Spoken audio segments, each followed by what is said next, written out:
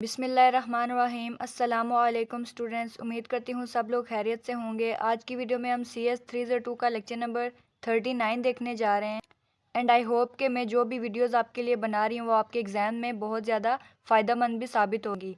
तो आज का जो लेक्चर है इसके बारे में आपको एक ही बात कहूँगी कि इसकी हर लाइन इंपॉर्टेंट है, लिहाजा इसमें से कुछ भी स्किप करने वाला नहीं है। आपने हर चीज़ को अच्छे से करना है। तो लेक्चर स्टार्ट करते हैं। सबसे पहले जो टॉपिक आता है वो है मेमोरी।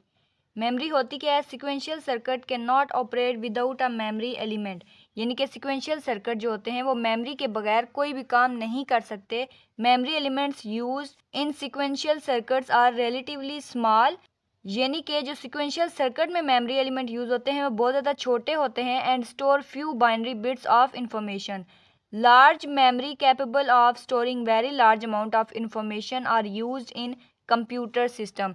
इन शॉर्ट कंप्यूटर सिस्टम में जो भी मेमोरी एलिमेंट यूज़ होते हैं वो बहुत ज़्यादा बड़े साइज में होते हैं। नेक्स्ट आता है memory stores data in unit that have 1, 4, 8 और हायर नंबर ऑफ बिट्स। ये आपका क्विज भी बन सकता है। यानी कि जो मेमोरी होती है वो सिंगल बिट में भी, 4 बिट में, 8 या फिर इससे भी ज़्यादा नंबर्स में भी सेव हो सकती है। Smallest unit of binary data is bit. ये है भी बहुत इंपॉर्टेंट क्विज है। Data is also handled in 4 bit unit called a nibble. यानी कि जो भी डाटा 4 बिट में स्टोर किया जाता है हम उसको बोलेंगे निबल। ये भी आपका बहुत ज़्यादा इंपॉर्टेंट क्विज है। In many applications the data is handled as an 8 bit. यानी कि नॉर्मली जो ज़्यादातर एप्लीकेशन है उसमें डाटा जो हैंडल किया जाता है वो 8 बिट का होता है। Unit called a byte. 8 bit को हम बाइट भी कहते हैं, ये आपको ऑलरेडी पता है। Which is a combination of 2 4 bit units that are called nibbles. A complete unit of information is sometimes. यानी कि जो पूरा इंफॉर्मेशन का सिस्टम होता है called a word and consist of 1 और मोर बाइट। उसको वर्ड भी कहते हैं और वो किस चीज़ पे कंसिस्ट होता है? एक या फिर उससे ज़्यादा बाइट्स पर। आगे टॉपिक आता है each storage element of a memory. यानी कि कोई भी एलिमेंट है मेमोरी का can either store a logic 0 और लॉजिक 1। या वो 0 को स्टोर कर सकता है या 1 को। And is called a cell. यानी कि ये आप देख सकते हैं, ये एक बॉक्स है, यहाँ पे या 0 सेव होगा या 1 सेव होगा, तो हम इसको बोलेंगे ये एक सेल है। और इसमें एक इंपॉर्टेंट टॉपिक है रोज और कॉलम से रिलेटेड। आपने इसकी रीडिंग एक दफ़ा कर लेनी है, कई दफ़ा ये भी क्विज में पूछ लेते हैं। आगे आता है memory organization. A memory array can be organized in several ways. यानी कि जितनी भी मेमोरी हम ऊपर पढ़ के हैं मेमोरी की डेफिनेशन, उसको ऑर्गेनाइज कैसे करेंगे? मुख्तलिफ तरीक़ों से कर सकते हैं depending on the unit of data. यानी कि डाटा किस यूनिट में है उस चीज़ पे डिपेंड होगा तो हम उस मेमोरी को सेव कर सकते हैं या फिर ऑर्गेनाइज कर सकते हैं। दी 64 cell array organized as 8 by 8 cell अरे। यानी कि ये इस तरह की एक बॉक्स है, इसके अंदर 64 खाने हैं, तो इसका मतलब है 8 रोज होंगी और 8 ही कॉलम्स होंगे। Is considered as an 8 byte memory. ये आपका क्विज है, ये सेल्स के बारे में भी पूछ सकते हैं या इस बाइट के बारे में भी पूछ सकते हैं। अभी जो हमने 64 बाइट के बारे में पढ़ा है वो कह रहे हैं इसकी 8 लोकेशंस होती हैं और हर लोकेशन क्या करती है? एक सिंगल बाइट को स्टोर करती है। यानी कि अगर ये समझ लिए एक लोकेशन है तो इसके अंदर सिंगल बाइट यानी कि 8 बिट स्टोर होंगी।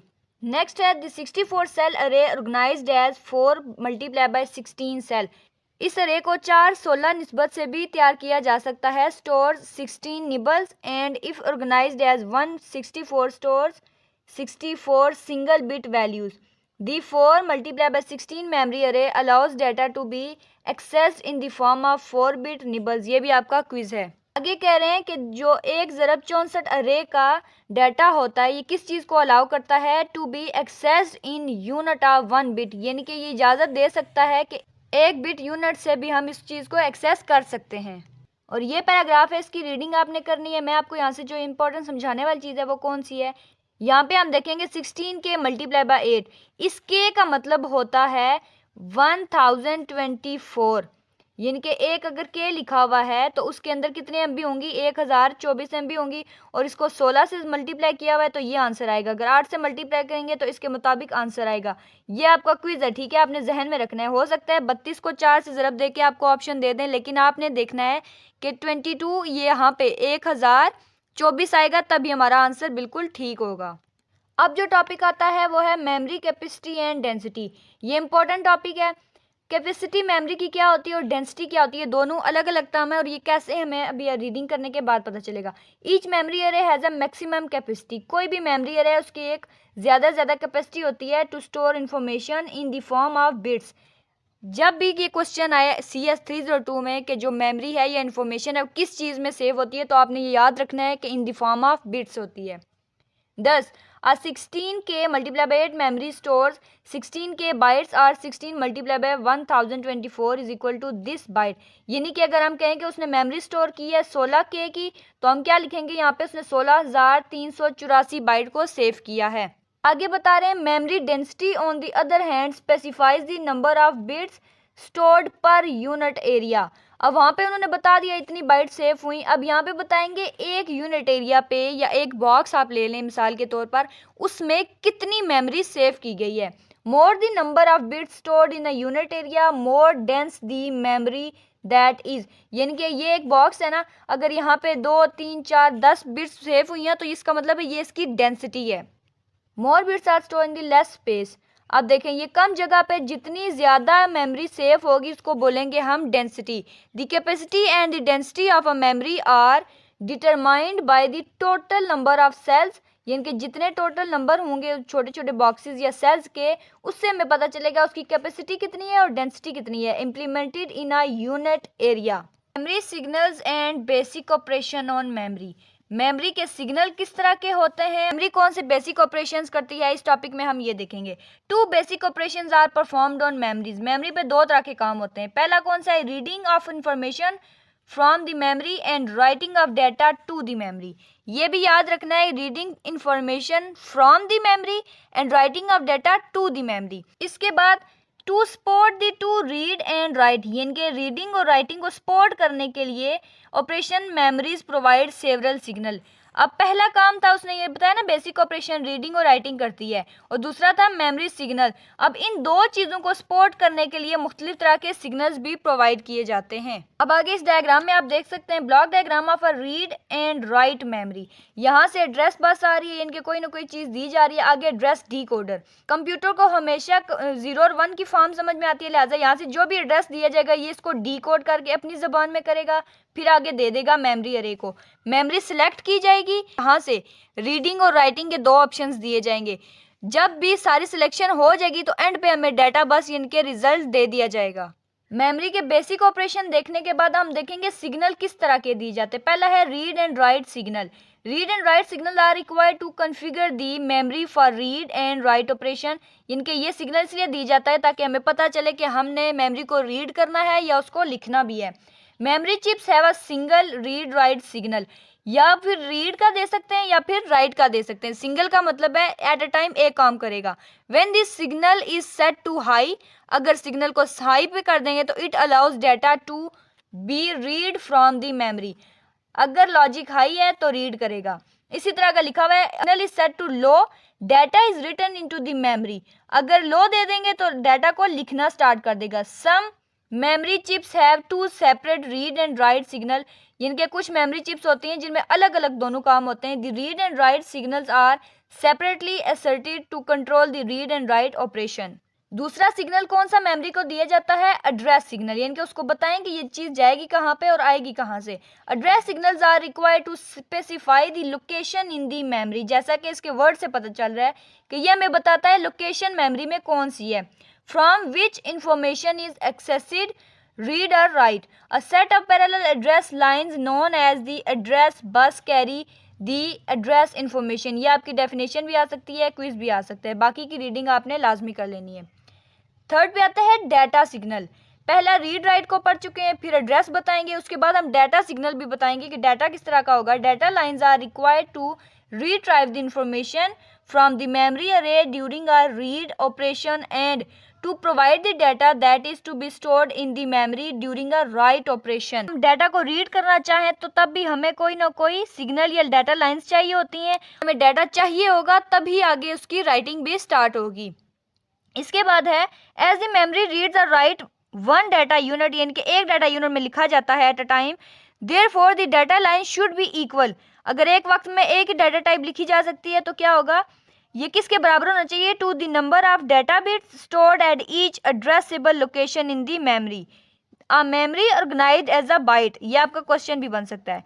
बाइट मेमोरी रीड्स और write byte data values, therefore the number of data, यहाँ पे बता रहे हैं अगर मेमोरी को बाइट की सूरत में लिखा जा सकता है या पढ़ा जा सकता है तो फिर नंबर ऑफ डाटा क्या होगा? Lines are the size of data bus should be 8 bits और 1 बाइट, यानी कि डाटा को या 8 बिट का होना चाहिए या 1 बाइट का होना चाहिए।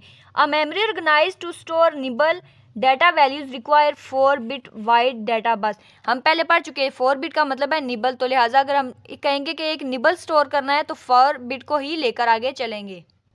नेक्स्ट टॉपिक आता है मेमोरी सिलेक्ट और इनेबल सिग्नल। अब हमें मेमोरी को सिलेक्ट करना है और सिग्नल को इनेबल कैसे करना है। In a computer system there are more than one memory chips to store program information, इनके कंप्यूटर के अंदर कोई एक चिप खास किस्म की नहीं लगी होती है, एक ही चीज़ नहीं इसमें डाटा स्टोर हो रहा हो। At any particular instant a read और write operation is carried out on a single addressable location, यानी कि कुछ खास मौक़ों पर क्या होता है, रीड या राइट ऑपरेशन जो होते हैं सिंगल एड्रेस पर लेकर आए जा सकते हैं। The unique location can be accessed in one of the several memory chips. Thus, a single memory chip has to be selected before a read. यानी कि एक सिंगल मेमोरी चिप जो होगी उसे हम पहले सेलेक्ट करेंगे बिफोर अ रीड और write operation can be carried out, उस चीज़ को हम कैरिड आउट यानी कि बाहर निकाल सकते हैं। नेक्स्ट टॉपिक है मेमोरी रीड ऑपरेशन। अब मेमोरी को हमने पढ़ा है रीड भी हो सकती है राइट भी हो सकती है, लेकिन वो रीड होती कैसे है अब इस टॉपिक में हमें ये बताएंगे। तो इस काम के लिए सबसे पहले करेंगे memory read operation is carried out by first selecting the memory chip by activating the memory select signal.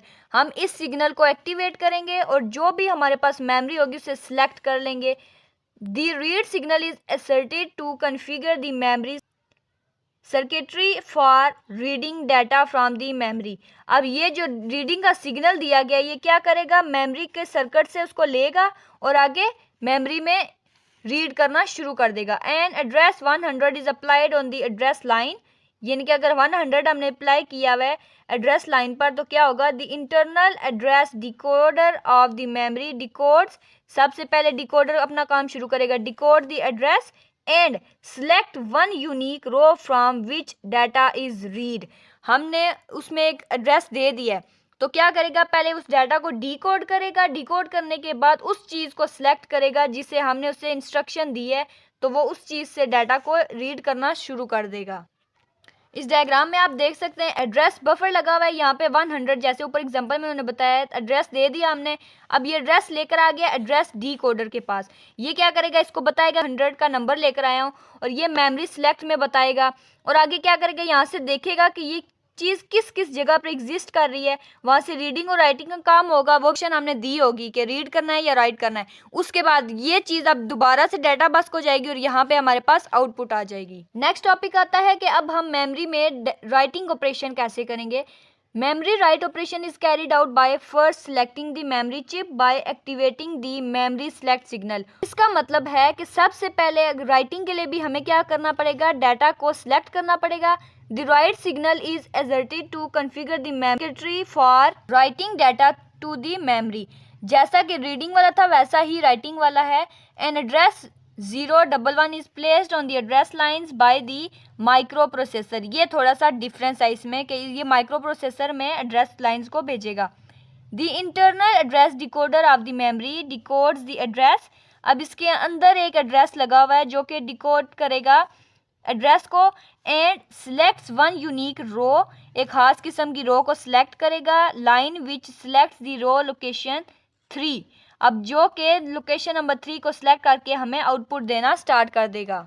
जो हमें एक आउटपुट या रिजल्ट मिलेगा, the data this to be return to selected memory location is placed on the external data. अब जो result आएगा वो external data पे होगा बस by the micro processor which is stored in the selected location. इसकी diagram भी देखें, पहले वाले से ज़्यादातर मिलती जुलती है, लेकिन एक चीज़ होगी कि ये जो एरो है ये इनवर्ड होगा, दूसरे वाला आउटवर्ड था ना, तो ये वाला इनवर्ड है, बाकी सारी चीज़ें उसी तरह होंगी। ये आपने बस एक दफ़ा देख लेना है। और इसमें देखें हाईलाइटेड एरिया राइटिंग का, राइटिंग हो रही थी ना तो यहाँ पे इसने राइट को हाईलाइट किया, पिछले वाले में रीडिंग हो रही थी इसलिए उसने रीडिंग को हाईलाइट किया हुआ था। स्टूडेंट्स, अब जो हम टॉपिक पढ़ने जा रहे हैं ये इस लेक्चर का मोस्ट इंपॉर्टेंट टॉपिक है मेमोरी टाइप्स। मेमोरी टाइप्स होती हैं, एक होती है रैम और दूसरी होती है रोम। ये आपका क्विज आता है कि किस तरह की मेमोरी होती है, दो मेजर कैटेगरीज के नाम लिख दें। रैम अलाउज अ रीड और write operation to be carried out at any address. RAM reading के लिए भी हमें अलाउ करती है और राइटिंग के लिए भी। All locations are accessible in equal time, यानी कि ये जिस जिस चीज़ को लोकेशन देगी हम उसे eight a time find out कर भी सकते हैं। RAM memories do not store permanent, ये आपका क्विज है, ठीक है। रैम जो होती है वो परमानेंटली स्टोर नहीं करती। As soon as the power supply to the memory chip is turned off, अगर हमने कंप्यूटर में कोई काम किया है लेकिन उसको सेव करना भूल गए या खुद नहीं किया, तो अगर अचानक से कंप्यूटर ऑफ कर दिया तो वो जितनी भी मेमोरी होगी वो सेफ नहीं होगी। The entire data stored in the memory is lost permanently. RAM memories are also known as volatile memories, ये भी आपका क्विज है। As they lost data when the power is turned off. अब हमें बताएंगे रोम के बारे में। ये क्या करती हैं, डेटा को परमानेंटली सेव करती हैं even if the power to a ROM chip is turned off, यानी पावर ऑफ हो जाए तो क्या होगा, इसका डाटा फिर भी सेव हो जाएगा। ROM chips are also known as non volatile memory. और रोम के बारे में एक और इम्पोर्टेंट चीज है, these chips are read only, यानी कि ये सिर्फ रीड कर सकती हैं, राइट नहीं कर सकती। Therefore user can not write any information to ROM chips. ROM chips are programmed by the manufacturer and contain important information which is required to start boot up the computer। ये आपका quiz बन सकता है, अभी तक आया नहीं है लेकिन आ सकता है। आगे टॉपिक आता है random access memory RAM। RAM is divide into two types. अब रैंडम की इनके रैम एक्सेस मेमोरी की अब दो आगे और किस्में हैं। पहली है static RAM which uses flip flop as storage element.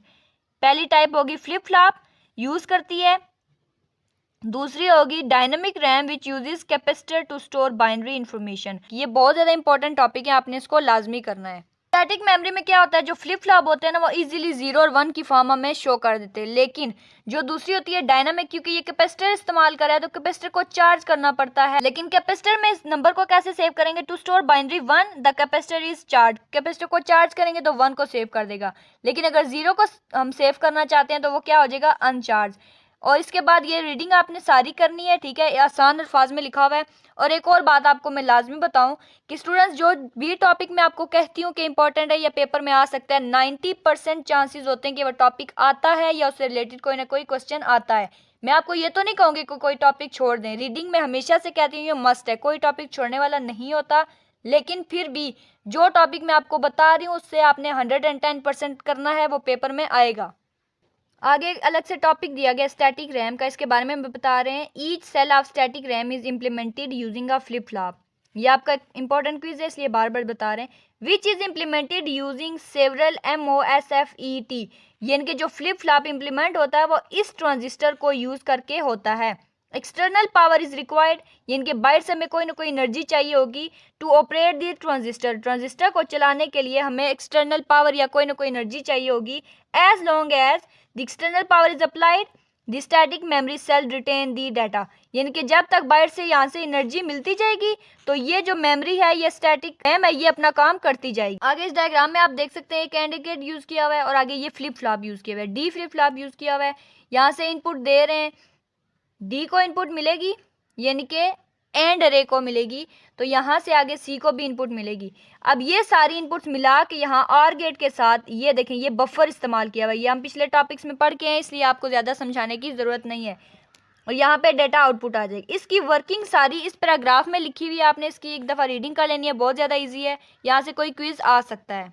Next एक इंपॉर्टेंट लाइन है, the flip flop base cells are combined to form an array, यानी कि जो फ्लिप फ्लॉप बेस सेल्स होते हैं उन सबको क्यों कंबाइन किया जाता है, एक अरे बनाने के लिए। अब लास्ट पे एक टॉपिक है, ये उसी डायग्राम के आगे एक्सप्लेनेशन लिखी हुई है। The memory is capable of storing by values in 16 multiply by 1024 location to address these unique location. अब इस तरह की लोकेशन को एड्रेस करने के लिए 14 एड्रेस लाइंस आर रिक्वायर्ड। ये आपका क्विज बन सकता है। The memory has 8 bidirectional data lines through which data is read write at selected memory location. The 3 CS, WE and OE are shown to be active low, यानी कि इन तीन चीज़ों को एक्टिव लो शो किया गया है। उम्मीद करती हूँ कि लेक्चर की आपको अच्छे से समझ आई होगी और एक दफ़ा रीडिंग आपने लाजमी करनी है। अगर वीडियो पसंद आई है तो लाइक करिए, चैनल को भी सब्सक्राइब करें। वैसे तो मैं बहुत कम कहती हूँ कि चैनल को सब्सक्राइब करें, लेकिन आपको पता है कि वीडियोस बनाने में बहुत ज़्यादा मेहनत भी लगती है और बहुत ज़्यादा टाइम भी रिक्वायर्ड होता है। तो उम्मीद करती हूँ कि आप लोग भी चैनल को सब्सक्राइब करेंगे। मिलते हैं नेक्स्ट वीडियो में। रखिएगा अपना बहुत सारा ख्याल। अल्लाह हाफिज़।